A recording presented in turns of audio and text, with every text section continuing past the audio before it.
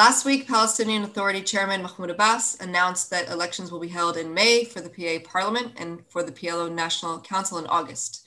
Meanwhile, Joe Biden replaced his predecessor at the White House this week, with residents of the region closely watching. Today, JPC is happy to host Noam Bannett, an expert on the Middle East and Islam who focuses on public opinion in the Arab world as it is manifested in both social media and in political cartoons. Thanks for joining us, Noam. Thank you for having me. You were quoted recently as saying that a good cartoon is more powerful than any opinion apiece. Can you elaborate? I think that political cartoons is a very powerful tool that you can use in the Middle East, especially in places that you can't say what you think. Because when you're using a sketch, you know, even if you can recognize the people, or even you can understand the idea, you didn't say the exact thing you meant. You know, there's a very nice cartoon, I think a year ago, you saw Netanyahu being hugged with all the Arab leaders, but you didn't see exactly Mohammed bin Zayed from UAE, you didn't see Mohammed bin Salman from Saudi Arabia, but you understood that we're talking about the Arab leaders. So the main idea is, you can see, and it connects to the other subjects, how the Palestinians are rejected or forgotten all the time by the Arab world, and that happened all over the history of the last 100 years. It's a little example how you can have a very strong opinion, but with a cartoon. So what have you been hearing since Abbas made his announcement? Are Palestinians on social media taking the election declaration seriously? I see the cartoons are saying same things that I hear from people talking on social media. First of all, they're very skeptical about if it will happen. You need to remember that, you know, here in Israel, we're going on the fourth election in 2 years, which is kind of crazy in Israel. But in the PA, they're now going for the third election since 1996. So it's very rare to have elections in the PA. So people heard of reconciliation and people heard about elections many times. It's not a new thing that, oh, we're talking about elections. Well, that's very good. People heard about it many times and got, of course, sad that nothing has really happened. First question they're asking themselves, will we have elections? And there's already a poll that's saying that 2/3 of the people are thinking there won't be any elections in May or July. And it tells us a lot of how they feel, what is going on. Some of them, by the way, aren't thinking all the time, when will we have the elections? They're just, you know, we're stuck with Mahmoud Abbas. He's very old, he's I think 84. And we're waiting things to change. Many times people aren't using the right glasses when they look at the Middle East. Many times it happens to Americans when they think in their democratic way, and they think that if we have every 4 or 5 years elections, everybody should have. So probably all the Palestinians are waking in the morning and waiting to have election. And you know, there are places in the Middle East and out of the Middle East that people aren't thinking about elections all the time. We have our leader, he's doing his thing. Okay, maybe we don't like him even. We don't think all the time how to replace him. Interesting. So another thing that we've been hearing over the years that also hasn't necessarily happened is Palestinian reconciliation between the factions, between Hamas and Fatah. What have you been picking up on that end in terms of hopes for such a thing happening when it comes to what the people are saying?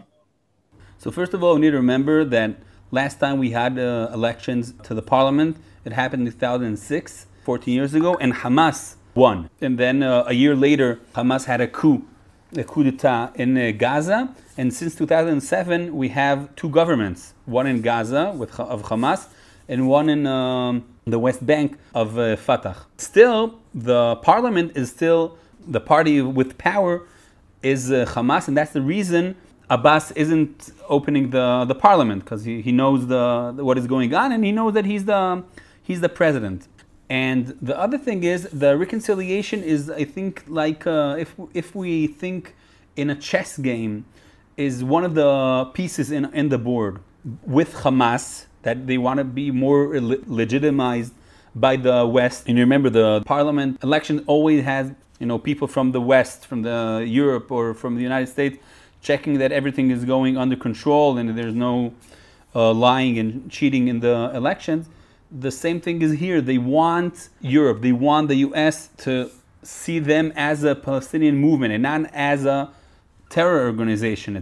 That's very important to them. You need to remember that the Palestinian system is now divided, and Hamas and the PA and Fatah, they're seeing what is going on this night, this evening in the Capitol Hill with the new administration of Biden. And after 4 bad years for them, they're hoping for better times. They want to show goodwill, if you can call it, to Biden before there are going to be talks or between Hamas and Fatah, and also can be talks between Israel and the PA. Right. We saw recently the renewal of security coordination between Israel and the Palestinian Authority, so that really comes to play there.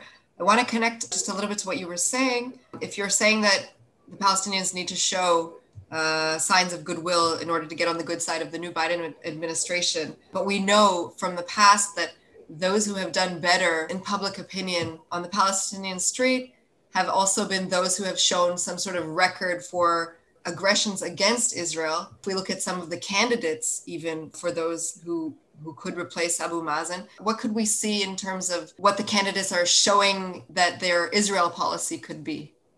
I think, first of all, we're talking about, apples and oranges. On the one side, Fatah or the PA had 4 hard years with Trump, and they really have a big sigh of relief when he's leaving the office. But I don't see any Palestinian leader going to a serious negotiation with Israel because they know what is going on now. I mean, Biden said, or his people are saying that he's continuing with the talks of normalization. Notice what happened in the last year of Trump's administration.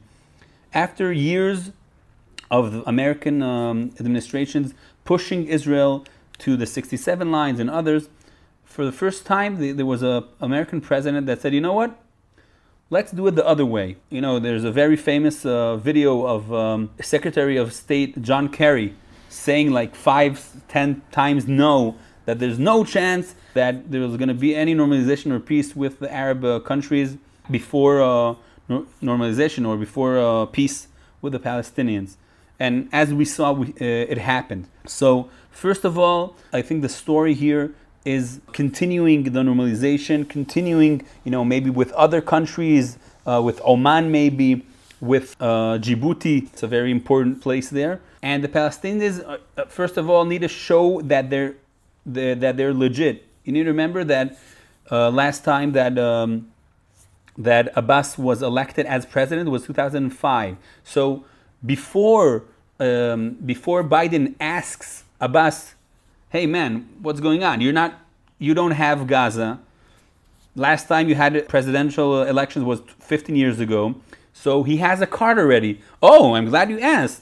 We're working on it in a couple of months. And it's not hard to find a solution or excuse for Abbas to not do the elections again. He can say that Hamas are doing problems. You can say Israel. You can find excuses all the time. So just before we wrap up, I also want to talk a little bit about the other audiences that you follow. Have you been able to gauge public opinion about Israel since the Abraham Accords began through your work? Because there has been some inconsistency about whether there has been or hasn't been support at the civil level. First of all, when I look at the Arab world through the view of political cartoons, you need to see there's 2 kinds of cartoonists.